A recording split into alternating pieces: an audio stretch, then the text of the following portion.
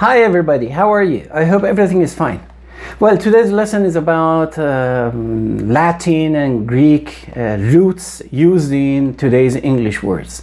As you know that English is just about 1,000 years old, and these two other languages, Latin and Greek, they're at least 2,000 or 3,000 years older.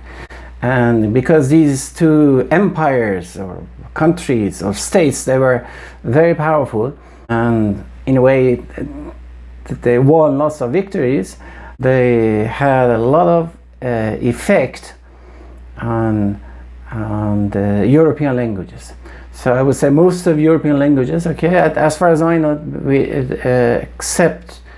except for Hungarian, other languages, other European languages are greatly affected by Latin and Greek. And as the saying goes, history is written by the victor. And it turns out that most of the time they were victorious. Anyhow, so European languages are affected a lot. Now, today what I'm going to do is I'm going to give you some benefits, explain about some benefits of learning Latin and Greek roots, and then I'll give you some examples, and of course we'll have the examples of Imam of Aftabes. We will say that learning roots can improve vocabulary comprehension and retention. For instance, we have, and you know that adding as many words to your repertoire, to your mind, is a very important goal. Okay, many times I have explained that, okay, you need to know grammar. Grammar is the rules how to combine words, and of course you need to add up your vocabulary to learn as many vocabulary as possible. This is for any language learner. Okay, so we can improve vocabulary comprehension and retention. For instance, you know that the root tele means far. So when you come across some words like telephone, or phone means sound, so sound from afar, so it means telephone. Television, telescope, etc., etc. Okay, so you can recognize some patterns if you are aware of the meanings of the roots. Similarly, for instance, you can enhance word decoding and guessing power. For instance, you have bio means life, and lagi, which means study of. So if you have biology, means the study of life, and similar examples. Then you have better understanding of academic and technical vocabulary. Yeah, many particularly long words are used in science and technology and academia. Okay, a good example would be aqua and thermal. So you have thermal means heat, and then you have thermonuclear reaction, or for instance you have thermodynamics, etc., etc. Another benefit is you can develop analytical skills. Okay, so again you can break down the words into the roots and learn, and it is like doing a jigsaw puzzle. For instance, you have spect, which is a Latin word for look, and then you have inspect, means to look closely at something, or respect means to look at with admiration, or perspective means a way of looking at things. So you have you break down the words into the roots, and you can guess the meaning, and this is very good. And another benefit is you can build up strong foundation for advanced vocabulary. Okay, particularly multiple syllabic words. For instance, chrono means time, and then you have chronological, synchronize, or anachronism. Okay, so they are all connected. And then you have motivation and engagement through etymology. You know, etymology means find out the root, the first word of in the history of a word. Okay, so it is fascinating, and students like it. You know, okay, you want to do an activity. If you enjoy that activity, you do it more, and you will learn more. Okay, now, and etymology, so it will give you some kind of pleasure. All right. Again, any mental activity which gives you pleasure, okay, that is nice, and it will help you memorize better. And another benefit is, as I mentioned, learning Latin and Greek roots not only helps learning English, but also other languages, other European languages, okay, because they are in a way connected. As I mentioned, the only language that right now I remember is Hungarian.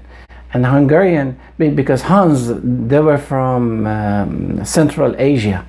Okay, so their language does not belong to Indo-European languages. Okay, so it's separate.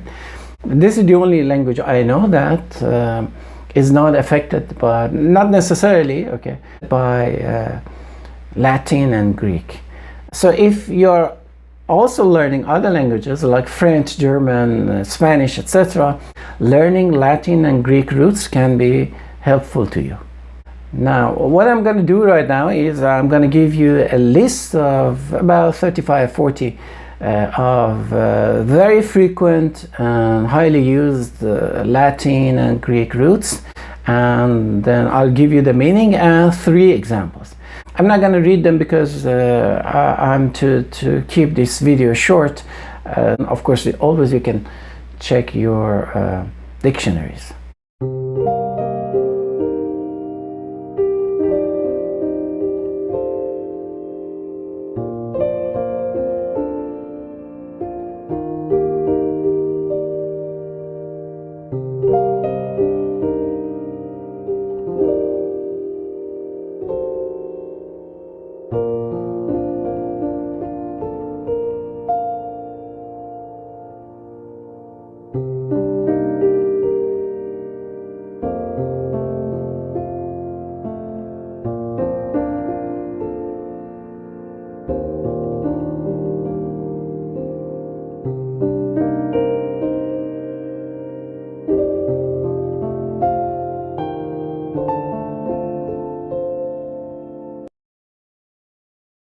All right, I hope you liked the examples. As you noticed, they were alphabetical. Okay, and now for Imam of Tabeh, I'm going to use one from the beginning and one from the middle. Okay, so we have the word anthro. Anthro means person, people, mankind. So any word in which you can find anthro means somehow related to anthros. For instance, we have anthropology. Okay, now for the first example for Imam of Tabeh, Khomeini, I would say Khomeini developed a theory called anthropology, which determines when and where Homo sapiens started using Tabehs.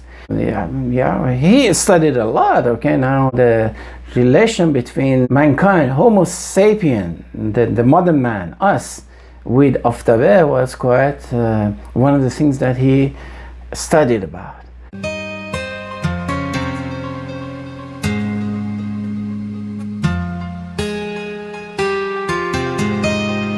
Well, so good with anthropology. And then for the second example, some root from the middle of the list, which is maternal. You know, maternal, mat means mother, so maternal is any word in which you find mat, so maternal or maternity, okay, means relating to mothers. For instance, we have matriarch, means the hierarchy in which means a group of people or animals in which a female is the leader. It is in elephants, for instance, we have a matriarch, means a female who knows many things more than everyone else. Okay, anyhow, for Khomeini's example, I would say Khomeini believed that he had always received maternal love from his Aftabehs. That might, if we psychoanalyze him, maybe because he thought Aftabehs are truly his mother.